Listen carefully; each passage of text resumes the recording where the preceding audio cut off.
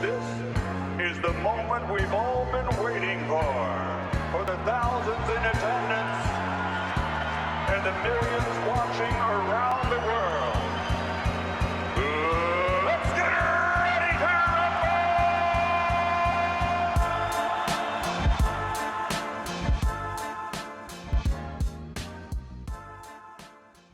Welcome to the Junkyard Pod. I'm Tony Pesta, and joining me today is a very legit friend of the show at this point, Ben Pfeifer. Ben, it's always great to have you on the show. Welcome back. How are you doing, man? I'm doing great. As I said to you right when I hopped on, our Cavs are absolutely killing it. I need something good to latch onto because my Pacers are a disaster. But the Cavs have been awesome. I have loved watching them. You know that I've been high on them for a while, so cool to see them start the season like this, even if they aren't undefeated anymore. But that's all right. 81-1 is still in play. So 81-1 is still in play. That's true. Don't give up hope yet. But yeah, it's been such a fun start to the year. I'm sorry your Pacers are taking a little bit of a step back, but we'll see what happens. I want to make sure everyone go follow Ben. Follow him on Twitter. Subscribe to his YouTube. I'll have links in the description. Follow his writing. He does great work for the NBA's every NBA team pretty much. And he's been on the show enough so that you guys got to go follow him at this point. So make sure you do that. We'll get it out of the way right at the start, and I'll remind them at the end too. And also subscribe to this show. If you're here, subscribe to the Junkyard Pod, Apple, Spotify, and YouTube. But getting right into this episode, it's hard to believe we're already a full month into the NBA season, and it's even harder to believe that through 17 games, the Cleveland Cavaliers have only lost one. What was your opinion of that crazy 15-0 start to the season, and were you surprised at all? I mean, I think there's a level of surprise anytime a team maintains an undefeated streak for that long. Like, it's not common that you see a team win their first 15 games regardless in any season. But I'm not surprised that the Cavs are really good. Like, this is not something that shocks me at all. Like, the Cavs were really damn good last year, and they were riddled with injuries. They had weird stuff with their offense. They have the same core back.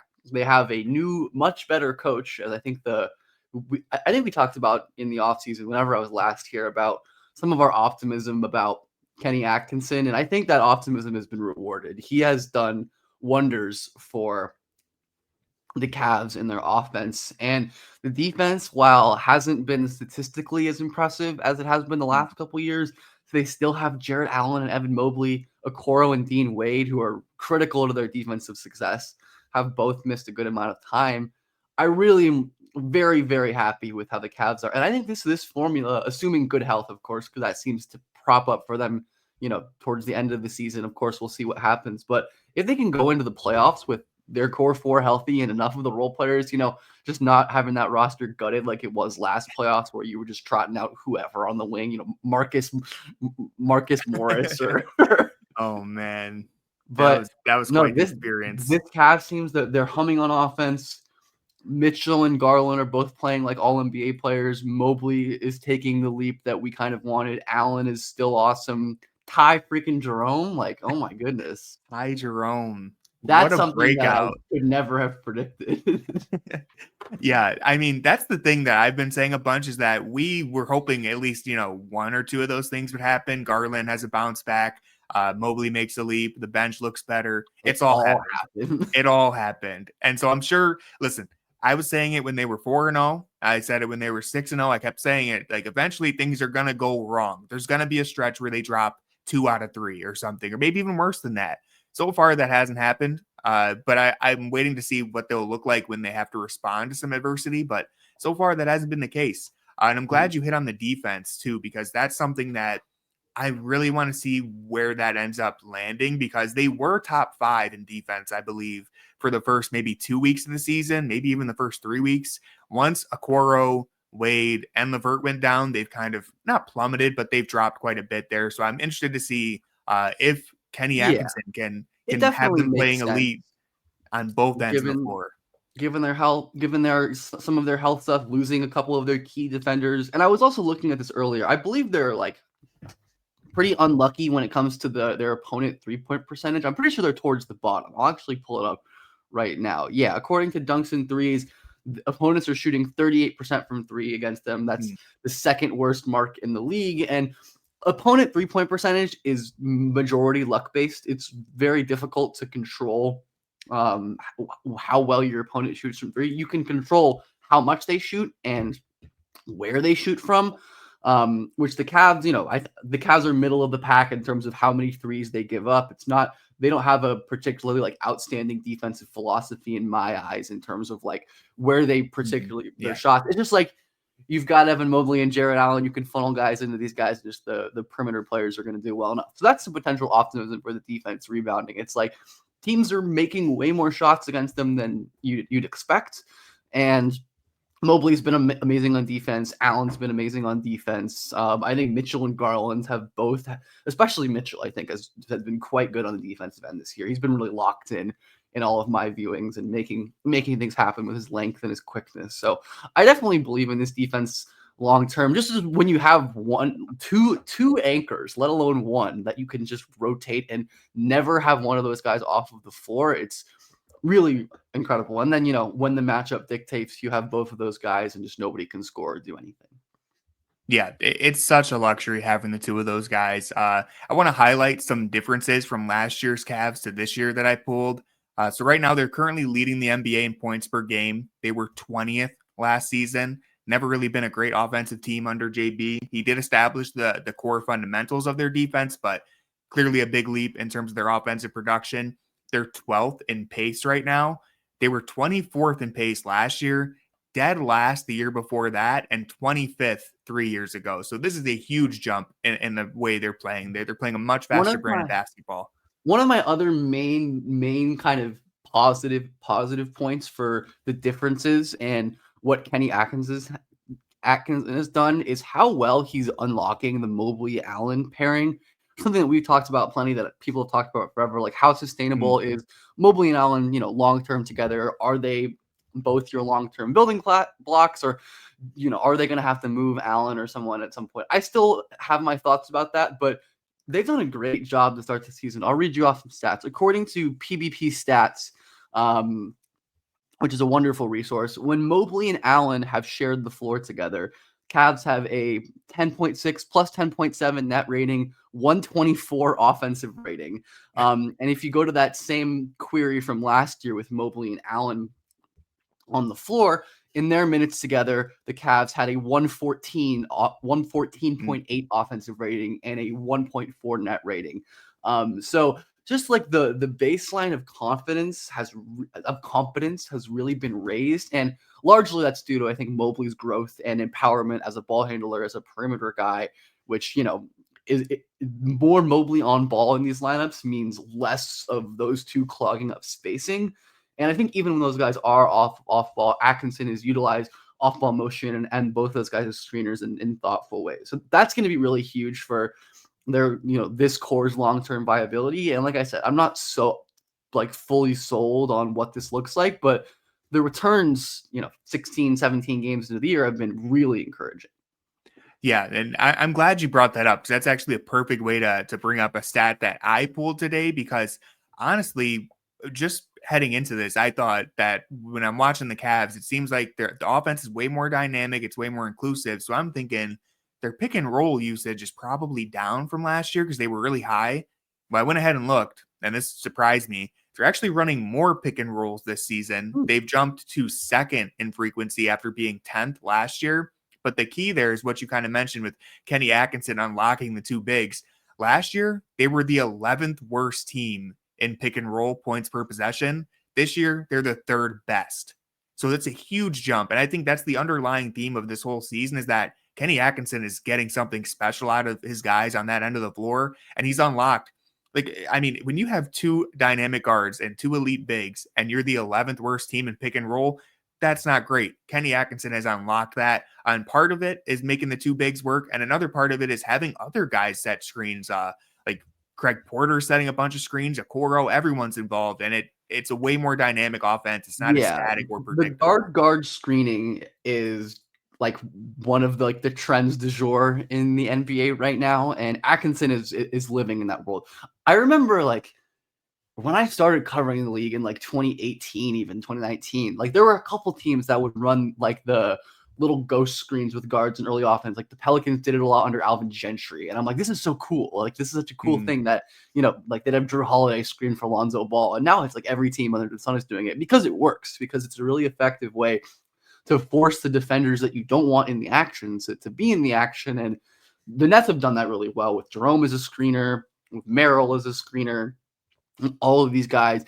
I think of the end of that Nets win, the comeback against the Nets, where they just had Garland just spamming pick and rolls with Jerome and Merrill as the screeners, and the Nets just couldn't stop it, right? When especially against a team like that, where you have some really great wing and interior defenders in Claxton, Cam Johnson, DFS, but the Nets are going to do whatever they can to keep Cam Thomas and Dennis Schroeder out of the action. But when the Cavs are like, nope, we're going to make Dennis Schroeder either play drop or switch, and they just cook them every time. And I think Atkinson's willing to adapt, to be modern. That's kind of always been like he's always been great at that, right? And he got kind of forced out of Brooklyn because of circumstances some kind of stuff out of his control, right?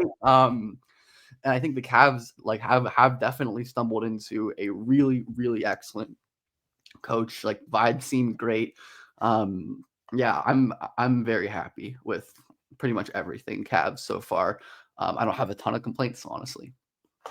Neither do I. I mean, Kenny has been an absolute blessing. The one more thing that we'll hit on before we transition to Evan Mobley. One thing that I'm loving from Kenny, and you hit on it too, in that Nets game, when he figures out something that's working, he just spams it over and over and over again until the other team makes an adjustment or they have to sub somebody out. He did it against Brooklyn. He did it against Boston in the third quarter with Neemias Queta out there. And he was like, all right, buddy, you think you're hiding on Craig Porter? Where we're running 15 pick and rolls with Craig Porter as the roller, and you're just going to get cooked until they take you out. I think that extends to play calls and lineups, like you said in that Celtics game, which, if your one loss is to the Celtics on a night where they just do not miss from three and you still almost came back, like that's it is what it is. And we're just Garland, which is like uncharacteristically not himself based on this season in that game.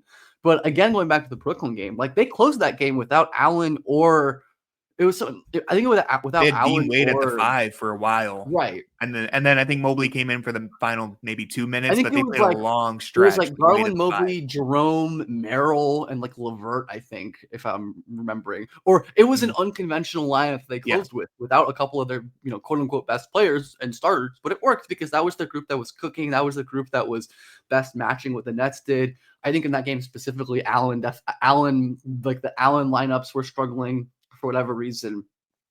So this buy-in from the players, and it takes a lot for a guy like Jarrett Allen, who is an all-star level player, who maybe doesn't get that kind of respect from like voters, but like we know, and people who know how good Jarrett Allen is, and it's not easy to sit on the bench during a game where you're healthy, you're not in foul trouble, but it's for the good of the team. And it's been good to see. I'm not obviously in the locker room or anything, but it's good to see that everyone seems willing to buy in to this new formula, to the success of the team, regardless of kind of what that means. So, that buy-in is so important. And one thing that I've been happy is that you always get a little bit of extra buy-in when you bring in a new coach, usually because guys are just ready to listen to a new voice.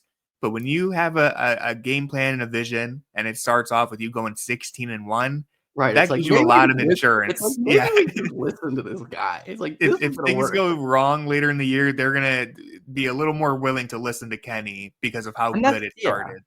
That's gonna be, like you said, there are gonna be bad stretches. They're probably not gonna go 81-1.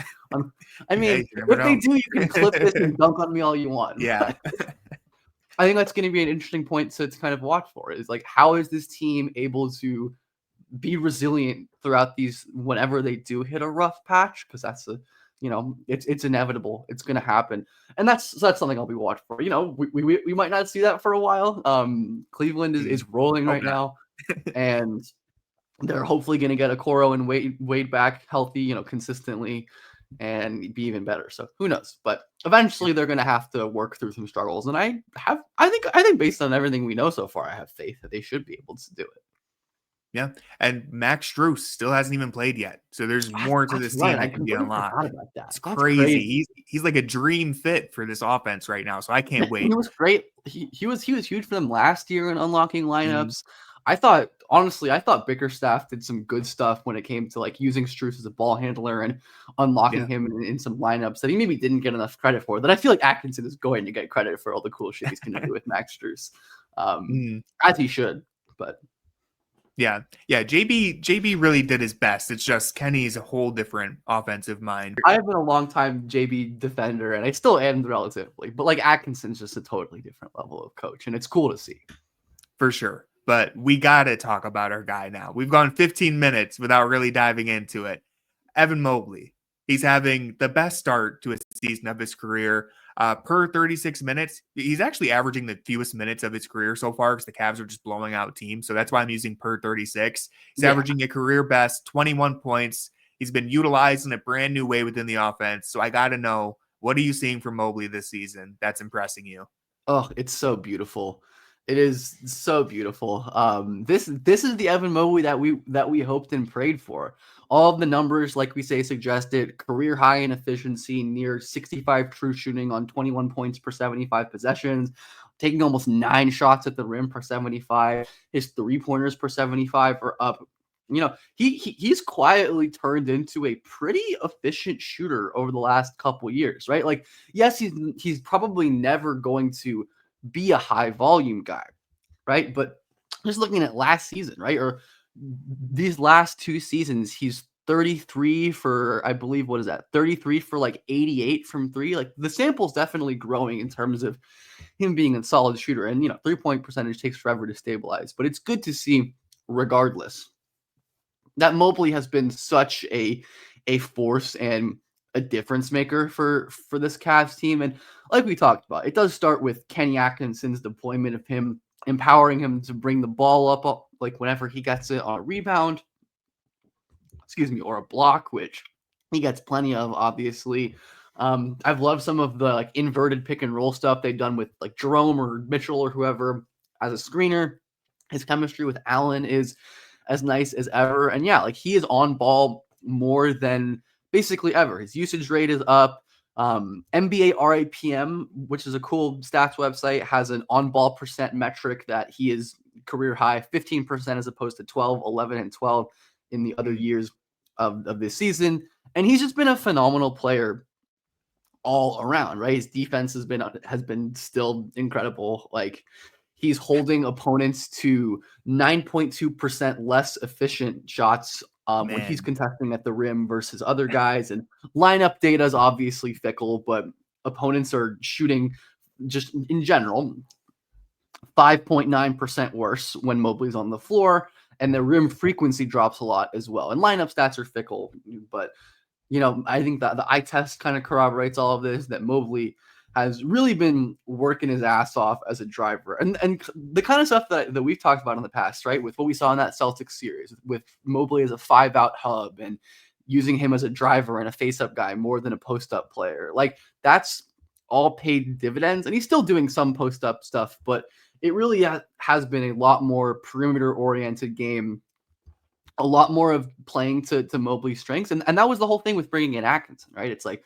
we're going to bring in a guy who we believe knows best how to turn Mobley into a monster, right? And to make him the player that we thought he could be, and the superstar that we think he can be. Just looking at this right now, last season he had 22 possessions as a pick and roll ball handler, 0.73 points per possession.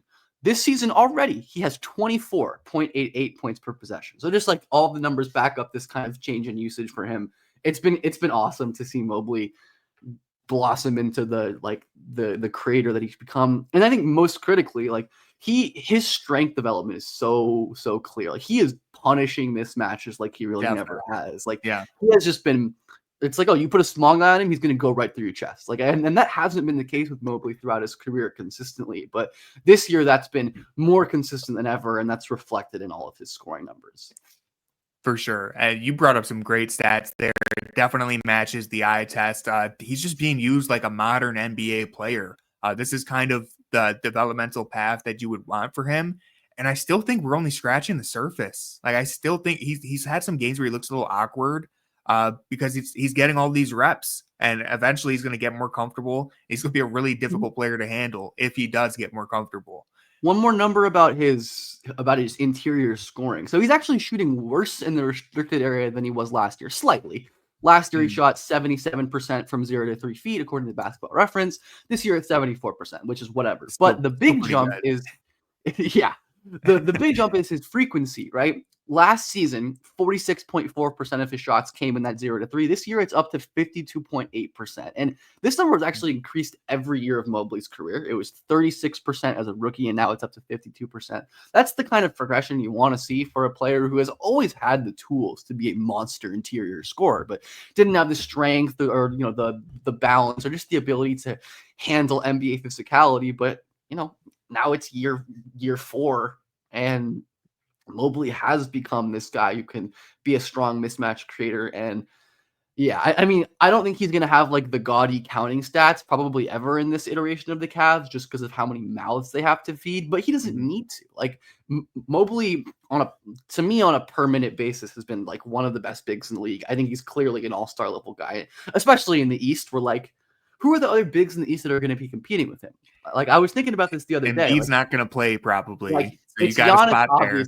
It's Giannis, obviously, is the one that's better than him. And I think the only other one that's been playing at a similar level to him is Karl-Anthony Towns, who has just been like otherworldly on offense, but really terrible on defense. I think you can make a pretty good case that Mobley on the whole has been better than Towns when you factor in the two-way play. Yeah. But even if not, like there's usually enough spots in the All-Star team for 3 bigs. Like Paolo is amazing when he started. Only played 5 games. Like Bam Adebayo has had a really down year. Like Brook Lopez in that level anymore, really. So that's kind of an aside, but the path is looking clear for the door's Evan open. Mobley. Yeah. For Evan Mobley to make his first All-Star game. I will be pounding that table extremely hard. I think I'll be right there with you. I think he's on good track to make it. Like there really isn't a lot standing in his way. And if it was the West where you had to compete with Jokic and AD, there's a lot of guys, that might be a little more challenging. But he plays in the East, so we're gonna take it. We take those. Yeah, the door is definitely open. And you mentioned his strength increasing. That's something that I've been really noticing and highlighting is because you can't put a smaller guy on him anymore. He's just a straight up mismatch hunter. Even against Boston, he played great against them in the playoffs last year. But I think the one time where Boston was able to give him trouble was when they would put Tatum, Brown, or Holiday on him just because he didn't have the strength to really bully them. And they were able to keep up with his speed. Against Boston in that game recently, he just went to work. Whoever was on him, it's like, all right, you have Horford on me? Cool, I'm faster than him. Are you going to put a smaller guy on me? Well, I can just go right through them. It's been awesome to see. He's had a couple possessions where, not against Boston, but a couple possessions throughout the year where he's trying to drive baseline and someone kind of gets out in front of him. And normally you would see him maybe put his back to the basket, pick up his dribble, and try to pass out of it. Now he's just put his head down and rammed right through them, gotten all the way through to the baseline and scored at the rim. Yeah. So he's just playing like a beast down there. We're gonna do one more Mobley propaganda thing where these are just for fun. Don't take this too seriously. These are the players this year that are averaging more than 17 points per game, more than 60% true shooting, and more than 1 block per game. And the list of those players goes like this: it's Shai Gilgeous-Alexander, Giannis, Jaren Jackson, Anthony Davis, Derek White, Kevin Durant, and Evan Mobley. And I'm just going to leave that there. You can, you can do with that information what you choose. I'm not gonna. Hey, I'm hoping the real conversation will be if there's any all-star voters listening to this. I'm just gonna put that out there. Well, I'm hoping by the end of the year we won't just be talking all-star. Maybe he'll be an all-NBA caliber player. It's way harder to get into there, so that's the real spicy take. We'll see. He's got he's got a long way to go, but the all-star, you're building a pretty good case. Hopefully, some of the voters are listening. And just to wrap up the Mobley segment, because we hit on it, but I think I have to do a whole video again, just breaking down his defense, because we are all so obsessed with his growth on offense that we just take his defense for granted. He could legitimately be the defensive player of the year. I haven't really dug deep into the numbers and seen if anyone else is ahead of him, but the dude is just a world beater on defense. I would have He a hard completely time locks voting down. against Wemby, but like Yeah, non-Wemby it's unfortunate. division, I think, yeah, it is unfortunate. Like he's up there. Anthony Davis has been up there. Shout out to like Dyson Daniels and J-Dub. And Oh, yeah. I'm kind of like anti-perimeter guys winning defensive player of the year. It's kind of lame. I know. It's just like, it's got to be the shot blockers. They're almost never the most impactful defenders. Sorry, sue me. But yeah, I mean, it's really easy to take a guy for granted on defense when Mobley walked into the league as an elite defender. Like he's been an elite defender since the second he entered the NBA, and he's only gotten better on that. And with the added strength and just the, understanding NBA basketball more, I think there's at this point, it's super early. If I were to, list out the all defense teams, he'd be squarely on that first team. I don't really think that's much of a debate. I feel like that's not really a hot take either. I think a lot of people would probably agree with that at this point. Yeah. I think regardless of the fact that you have a guy who's consistently in that discussion on all defensive teams, now he's starting to figure it out on offense. It just definitely feels would also throw Allen. Only 23, definitely would throw Allen into that conversation too. But yeah. Oh, Jarrett Allen's, he's just the unsung hero on defense every year. He just shows up, does his job, barely ever gets credit for it, but he's been great his whole career too. For sure. We're going to move into our final topic here. And one thing the Cavs fans probably were most concerned about from last season was the performance of Darius Garland. Now, we've been over it a billion times. He had a year from hell for a bunch of different reasons, but this season so far, he looks much more like his usual self. His per 36 has him averaging 24.5 points, which is a career best.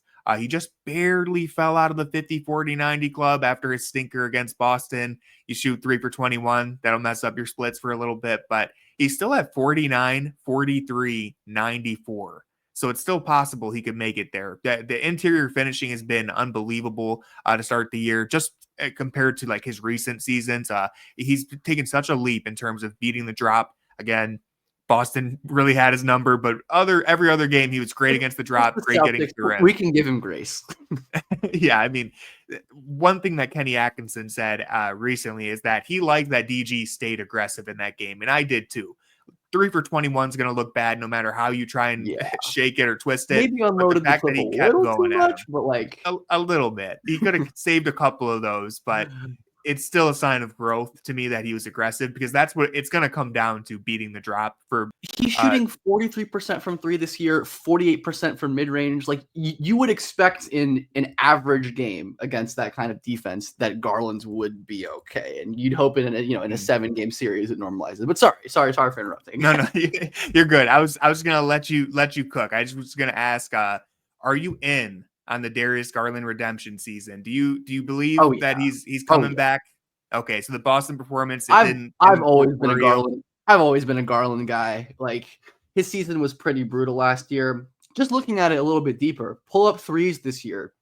He's shooting 40%, 39.3% on 56 pull-up three-point attempts, 47.1% on his catch and shoot threes, which might come down to earth. It probably will fall back down to earth, but the pull-up shooting is more in line with what he's done throughout his career. And he's shooting 63.2% on 38 runners this season too, which again is like what you want from Garland and what he should be able to do. I think the same like guard screening that we've talked about is especially beneficial for Garland, because he's so good with just like a little head of steam on those like brush or rub screens where he doesn't have to deal with a dropping big. He can just like scorch around a guard who has no chance guarding him anyways. But Garland is just like one of the most fun players in the league to watch. And like we said, a good reminder not to get too caught up into these single season samples especially where Garland was like, we knew the kind of shit he was dealing with. It wasn't like a secret that, maybe people are like, oh, he injured his jaw. How is that going to impact him on the basketball court? Well, it clearly does, right? Working back from an injury. I've never had an injury like that. From everything I've seen and read, it seems like something that takes a lot to kind of regain your muscle and your juice and all of that stuff.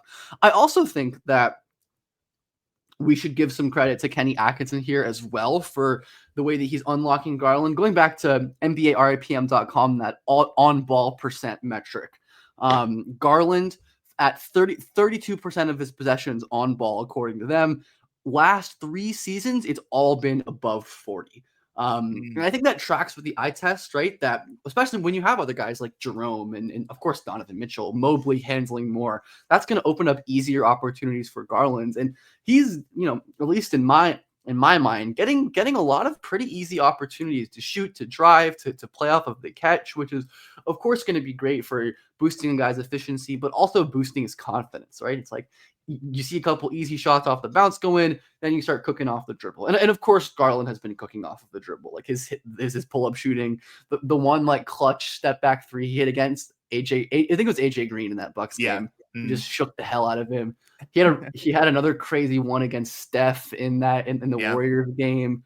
And his playmaking this year has been phenomenal. Like I think the assist numbers are like very good, but, like not necessarily stand out in terms of being so much better than the rest of his career. Like 8.3 assists per 75. He's had seasons higher than that or around that. But just watching him play, like it does seem like he's very much like in his bag as a playmaker. He is hitting career highs on assists at the rim per 100, 6.4 assists at the basket. That's the most. He had 6.3 in 2022, but last year it was 4.8 assists at the rim. He's assisting more to rim and 3, less to mid-range, which I think kind of fits with what we've seen Kenny Atkinson's offense doing. Like hits some crazy like live dribble passes with his left hand. And I do think the off-ball work, like he's doing good stuff as a cutter. Like Mobley will bring up the ball. They'll double him. Garland will cut into space and lob to Allen or something like that. I think there was a play like that in one of the Pelicans games or something. But point being, Garland has been phenomenal this year. And yeah, I'm bought in. Like this is what we've seen from him for most of his career. This shouldn't be so much of a surprise. And I don't know if he's going to like sustain the 3-point shooting heater he's on, especially like it's already started to come down to earth. Like I think earlier in the year, he was shooting a ridiculous percentage at the rim. I don't remember exactly what it was. But he's never been that efficient of a finisher just because he's like small and not that explosive. Like it makes sense. Still shooting 61% within 5 feet. That's by far the best mark of his career. We'll see how that can sustain. But even with some like efficiency drops baked in, I think Garland is playing some of the best basketball of his career. And I think his defense has been solid enough. Like I've always thought Garland at his best is like a passable enough defender. He's never going to be a world beater or someone who you can like really rely on, but like he's active in passing lanes. Funny enough, thing I haven't really paying attention to, but he has a 1% block rate this year. It's never been above 0.3. So I don't know. No. Is he blocking more shots this year? I haven't really been paying attention to that. He did pack up Jalen Brunson in the clutch. They had him on an island. He's been working hard on defense, dude. He's been the one thing I think has been the difference for him because he's always been a little disruptive in passing lanes. He's never been like a huge steal guy, but he always played pretty decent defense there. He's been super physical when teams try to isolate him in that Boston game I highlighted. I know everyone wants to trash him because he was awful on offense. His defense was really good in that game. Man, they really targeted him. Jalen and Tatum really went at him, and he held his own. I mean, he was so physical. Like, there's a huge size disadvantage, so they're going to be able to shoot over him, but he made it as hard as he possibly could, and he got a couple stops. He did a good job, right? And that's all you can ask for your like offensively slanted initiator guards is don't be huntable. And I think Garland hasn't been huntable for a long time. I think people who like watch the Cavs closely, maybe last year, kind of throwing out the outlier, but last 2 seasons before that, I think especially like his defense. And it's like reflected well in metrics, both in 2022 and 2023. Defensive EPM had him above the 50th percentile. He's been poor this year for whatever reason. I don't know why they hate his defense so much this year. But anyways, like I think he's been an underrated defender for a long time, just in terms of, he's always a small guard, but he's been a great like you said, the physicality pops. Always been kind of a disruptor and always been really good getting around screens just because he is so like that's the trade-off with these really small, narrow guys is that they can get skinny around screens in a way that bigger defenders can't, right? So I think Garland's defense has been encouraging this year. And I mean, he's playing like an all-NBA player this year at this point. Like if the season ended today, I think it would be kind of hard to keep him out of that discussion, or even if he doesn't make like an All-NBA third team, it would be hard to you have to mention him with the way that he's playing. And I think he's probably been, I don't know. I think you can probably debate whether he or Mobley right now is the Cavs' second best guy. I'd probably give it to Garland with the way that he's playing, but yeah, it's tough to pick. It's a great problem to have when those are, it's like, oh, which one of our top 30 players is playing better right now next to our top 15, Donovan Mitchell, who, I feel like we barely even talked about Donovan, but he's just been great. He's been his usual self. They haven't had to rely on him. Yeah. He's Donovan Mitchell. I don't really know how much more there is to say. He's Donovan Mitchell. He does what he does. He hasn't really. Oh, I was just 49 true shooting, but I looked up Dante DiVincenzo instead of Donovan Mitchell, and I'm like, yeah, I don't think wrong guy. That bad this year, and I'm like, he's been quiet, but he's been good. I mean, he's just been his usual self. They haven't had to rely on him as much, which I think is a big benefit. Just looking at his efficiency and usage splits, they're basically identical to the last couple years. He and his impact numbers are very similar. Just he's an unbelievable player, and it really is a luxury when you don't have to have him score 30-40 a game, when you can have nights where he can be more quiet, when he can just take a back seat. I think he scored didn't he score 10 or 12 in that last Pelicans win?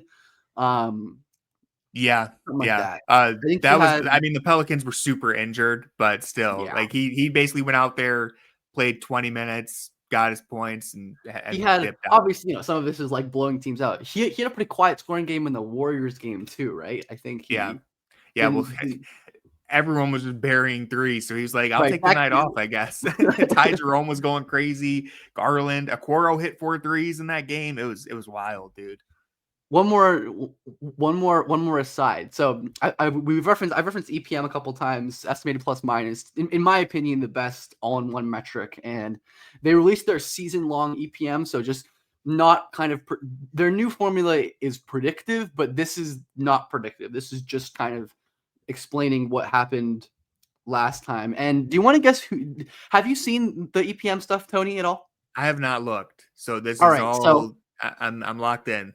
There is first question. Who is the highest graded Cav in EPM this season?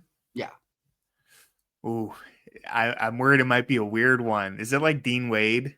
It's not Dean Wade. No. Okay, I'll just play it safe then. Is it Donovan? Donovan is second. It is Ty Jerome. Oh, how did I not? I should have known that. And how high up do you think that is? How high up? How high do you think Ty Jerome ranks in EPM relative to the league? Oh, geez. Dude, he's probably top 20. Is he number 8. 1? 8. Number 1. He's been crazy, dude. He has a plus 5. I mean, I get it. I mean, the only thing really dragging his numbers down are the usage rate in the minutes, but 73 true shooting. Dude, his splits are unbelievable. He's in the 98th percentile for jump shots this year. 99th percentile true shooting, 87th percentile points per 75. So obviously he's not going to have the points per game numbers, but in terms of by possessions, he is scoring as well as most players in the league. Is Ty Jerome gonna get most improved player buzz? I haven't seen anybody mention that, actually. I've seen the 6 man of the year stuff, which is has anyone ever won both? Dude, that's a good question. We might have to start pounding that drum. I don't think I've seen anyone mention Ty Jerome for most improved. Because most improved this year, is going to be interesting because I don't know if there's any runaway candidates yet. Yeah, not yet. You have your guys J-Dub or whoever who's they're Franz could technically win, but would piss people off out of the spirit of the award. And I think Mobley is right in that race. I think Jaden Ivey has been really good. Norman Powell is smoking from 3. Dyson Daniels. Norman Powell, yeah. No, Daniels deserves a shout. But in terms of a guy who has not been a viable NBA player at any point in his career, bounced around, making his leap out of nowhere. He was with the Cavs last year, right? Yeah, but he missed all but 2 games. He got injured right away. Right. So someone who has never his highest, he played 20 minutes a game with that dumpster fire OKC team in 2022 and was horrible. And that was his last big sample of minutes. He played for the Warriors too in 2023 where he was also bad. Yeah, but and now he's just amazing for them. And it's obviously the hot shooting is probably going to come down to earth, but it's more than the shooting. His playmaking, his creation, defense, everything. His defense has been good. I think it would be cool to see I don't know if it would ever most improved player and 6 man of the year. I mean, 6 man's also going to be a tough one just because Reed is always a thing. But yeah, that's cool. That's a good pull there. We might have to start considering him. We can start pushing this agenda. I'm all for it, man. That Ty Jerome has been so damn good. And like you said, I'm sure some things are going to come back down to earth, but hey, we're 17 games in and the dude is just balling. Even when he doesn't have the shot going, I've mentioned this a couple times. It's not like he's, no disrespect to Jordan Clarkson, but it's not like he's just coming out there firing up shots. He's taking good shots. He's taking smart shots. And if he doesn't have it going, he's getting others involved. I think that's he's a loose cannon. Yeah, that's a hallmark of genuinely good players, right? It's if the shot isn't going, what else are you bringing in? I think Jerome, and as is the case with so many other guys in this Cavs team, even I think Sam Merrill, who has been much more pedestrian in terms of his shooting splits, has been good this year all around in terms of his defensive effort, his decision making. It's clearly just it's a good time to be a Cavs fan, and it's a good time as a neutral observer, as someone who covers the league, to be someone who enjoys the Cavs and has a lot of stock in a lot of their players. The only thing missing is the Okoro propaganda. It'll come in due time. He's shooting the ball well again this year. Yeah. Hey, he started off really slow because they took so long to get his contract situation figured out that Kenny just didn't have time. The final Woj bomb. Yeah. Did you see his shoes against Philly, I think? It's so ridiculous. It's so funny. But yeah, I still have my Okoro stock, so I'm right there with you. I think he's going to end up being very valuable to this team as the year goes on because he's shooting the ball really well. Yeah. But yeah, as you said it, it's a great time to be a Cavs fan. That's going to do it for this episode of the Junkyard Pod. Like I said at the top, everyone go follow Ben. Keep up with all of his work. I'll have links in the description so you can do that. And while you're at it, make sure you subscribe to the Junkyard Pod on Apple, Spotify, and YouTube. Me and Jackson will be hosting a live watch party on Playback tonight. We're going to be watching Dallas versus Denver at 10 p.m. So come hang out in the chat. I'm excited. That was a showdown the last time with Jokic and Kyrie. So hopefully it'll be a good game. That game was so sick. It was wild. That game contained 20 of the best passes you've ever seen. And hopefully we get it again tonight. Yeah, I'm hoping for it. But with all that being said, go Cavs.